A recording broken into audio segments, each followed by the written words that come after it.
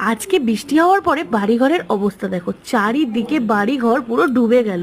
দেখো আমাদের নিচতলাটা পুরো ঘর মরে জল ঢুকে কি অবস্থা। তো বৃষ্টির মধ্যে একটু তো দরকার থাকবেই বাইরে, বলো, তার জন্য বেরাতে হচ্ছে, একটু যাচ্ছি। তো দেখো শুধু কতটা জল। আর বিশ্বাস করো, যখন কন্টিনিউ বর্ষাকালে জল হয় না, বুক সমান জলও আমাদের হয়ে যায়। সেই জলের মধ্যে বেরাতে হয়, কি করা যাবে। এইখানে প্রত্যেকটা বাড়িঘর জল ঢুকে একাকার অবস্থা হয়ে যায়।